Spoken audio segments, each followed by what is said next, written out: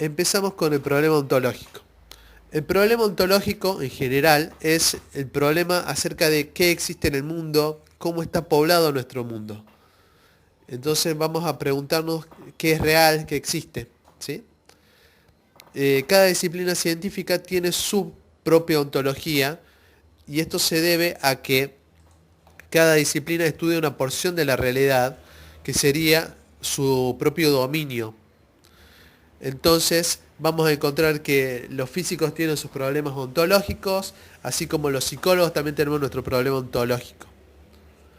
En el caso de los físicos, por ejemplo, van a preguntarse si es que existe el tiempo, si existe la materia, si existe la energía, cuál es la relación entre la materia y la energía, ¿sí? Mientras que nosotros, los psicólogos, nos vamos a preguntar acerca de si existe la mente, qué es la mente y cuál es su relación con el cuerpo. Empezando por la pregunta acerca de qué es la mente, vamos a encontrar distintas posturas. Principalmente la mayor división que vamos a hacer es entre aquellos que piensan que la mente es algo idéntico a lo físico y aquellos que piensan que es algo distinto de lo físico. Quienes dicen que es algo idéntico a lo físico son los materialistas y acá vamos a encontrar las dos teorías de la identidad de tipo y la identidad de casos. El funcionalismo se encontraría dentro de la identidad de casos, acuérdense de eso. Por otro lado, quienes dicen que es algo distinto de lo físico son los dualistas, pero encontramos ya desde el vamos dos clases de dualismo diferentes. Por un lado está el dualismo de sustancias y por otro el dualismo de propiedades. ¿Cuál es en sí la diferencia entre uno y otro? El dualismo de sustancia va a sostener que hay dos clases de cosas en el mundo distintas. Las cosas mentales y las cosas físicas. Mientras que, por otra parte, el dualista de propiedades va a sostener que hay una sola clase de cosas en el mundo, que es la materia. Todo lo que hay es materia. Pero esa materia puede tener propiedades mentales también. No tiene solamente propiedades físicas. Dentro del dualismo de sustancia vamos a encontrar el dualismo cartesiano, al dualismo no cartesiano y al dualismo popular. El dualismo cartesiano y el dualismo popular son dentro de todo simples de entender. Cualquier cosa, si tienen alguna duda, lo pueden poner en comentarios. Y del dualismo no cartesiano ya hice otro video que lo pueden buscar también en YouTube. Por otra parte tenemos el dualismo de propiedades, que se divide entre propiedades emergentes y elementales. Dentro de las propiedades emergentes encontramos la discusión acerca de si hay interacción causal, es decir, la discusión acerca de si las propiedades mentales interactúan causalmente con las propiedades físicas. En el caso de que digamos que sí, estamos hablando de un dualismo de propiedades interaccionista, mientras que si decimos que no hay interacción causal, que las propiedades mentales no tienen poder causal sobre las propiedades físicas, estamos hablando entonces de un epifenomenismo.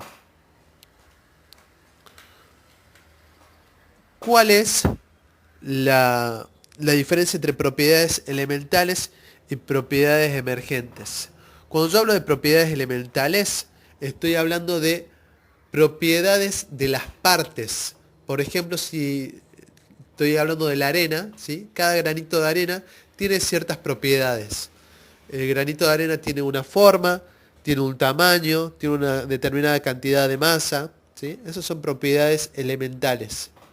Mientras que si yo hablo de un castillo de arena, y digo que ese castillo es un castillo medieval, lo medieval del castillo es una propiedad emergente, porque yo no voy a encontrar lo medieval en un granito de arena, sino que lo voy a encontrar en la organización de todo el material.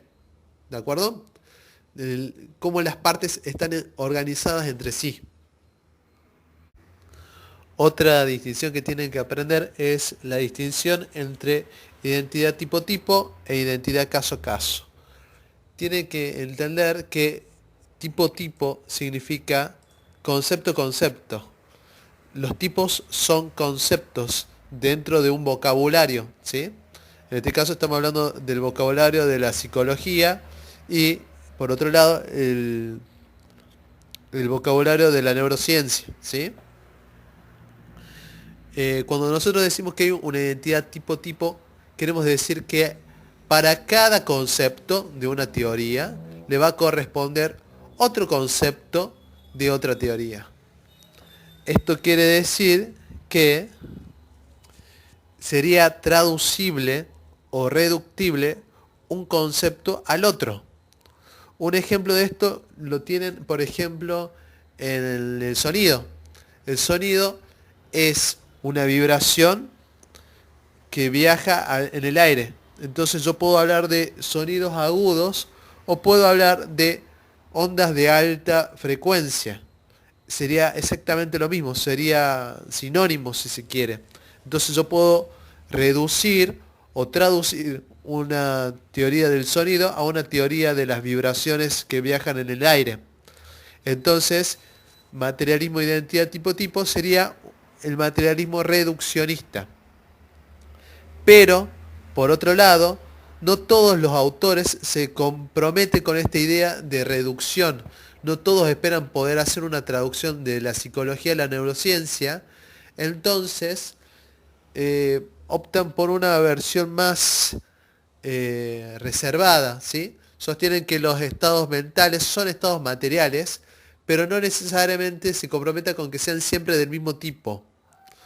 En algunas oportunidades vamos a encontrar que un estado mental de cierto tipo, por ejemplo una creencia, se instancia en un determinado tipo de estado físico y en otras oportunidades puede ser que ese estado mental esté instanciado en otro tipo de estado físico. Entonces, hablamos de una identidad de casos. Cada caso de estado mental es idéntico a su caso de estado físico. Pero yo no puedo hacer una reducción de una teoría a la otra, como pasaba en el caso anterior. Dentro de la identidad de caso vamos a encontrar al funcionalismo. ¿Por qué? Porque el funcionalista propone entender los estados mentales en función de sus relaciones causales con estímulos del ambiente, con otros estados mentales y con las conductas que se exteriorizan. Acá el funcionalista nunca dice qué son ni de qué están hechos los estados mentales. Entonces podrían estar hechos de cualquier cosa, por ende no hay un compromiso con que sean de determinado tipo de materia. Entonces el funcionalista es una forma de identidad de caso. Por último, para terminar de hablar ya del problema ontológico, vamos a ver dos posturas que sostienen que la mente no existe. Fíjense que decir que la mente no existe es algo poco preciso. Traten de no usar esa expresión. Yo la uso acá solamente con fines pedagógicos. Por ejemplo, el conductista filosófico va a sostener que en realidad la mente no es una entidad, no es una cosa que existe en el mundo, sino que se trata de conductas. Nosotros cada vez que hablamos de estados mentales a lo que nos estamos refiriendo es a simplemente conductas. Lo que ocurre es que usamos el lenguaje de una manera confusa y eso nos lleva a pensar que estamos hablando de objetos, de entidades que están adentro nuestro, pero en realidad de lo único que estamos hablando son de conductas o de disposiciones a conductas. Usa acá una analogía con el azúcar. De la misma manera que el azúcar es soluble, tiene solubilidad, la persona tiene estados mentales, es decir, tiene disposiciones a comportarse de determinada manera. ¿Qué quiere decir que el azúcar tenga solubilidad? Quiere decir que dado determinada circunstancia, es decir, que yo la ponga en agua, por ejemplo, el azúcar se va a disolver. Pero que el azúcar tenga solubilidad no quiere decir que tenga alguna clase de entidad fantasmática dentro de ella que yo no pueda ver, sino que simplemente, si yo la pongo en un determinado contexto, se va a comportar de determinada manera. Lo mismo pasa con los estados mentales. Por ejemplo, yo puedo decir que Juan tiene mal carácter. Y con mal carácter yo no me estoy refiriendo a una entidad interna de él que cause algo en él, sino que se trata de cierta disposición a comportarse de determinada manera en determinadas circunstancias. Por ejemplo, si yo le hago chicanas a Juan sobre su mujer y algunos problemas de fidelidad, muy probablemente me como una trompada. Porque eso quiere decir justamente que Juan tenga mal carácter, que no toleraría una broma y que en esa circunstancia reaccionaría de manera violenta. Por otro lado, tenemos otra forma de afirmación de que la mente no existe, que es el materialismo eliminativo, la postura sostenida por Paul Chortland.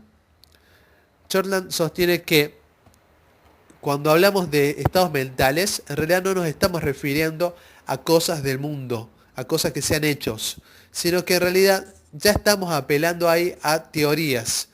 Él sostiene que cuando hablamos de estados mentales, estamos usando una teoría, y esa teoría se usa para explicar la conducta. ¿De acuerdo? Entonces, va a hablar de lo que es la psicología popular.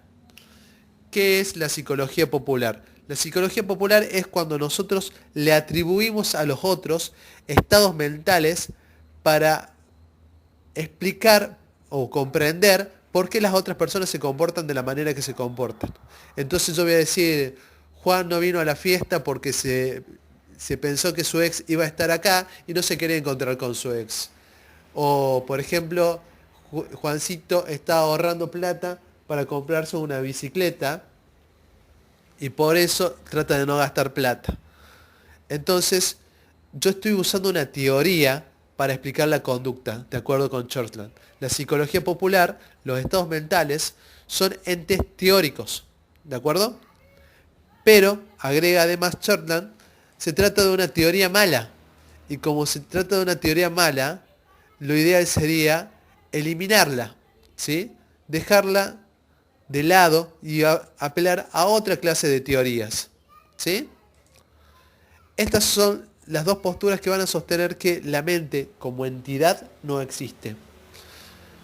Ambas posturas son materialistas, ¿por qué? Porque sostienen que solamente existe la materia en el mundo. ¿De acuerdo?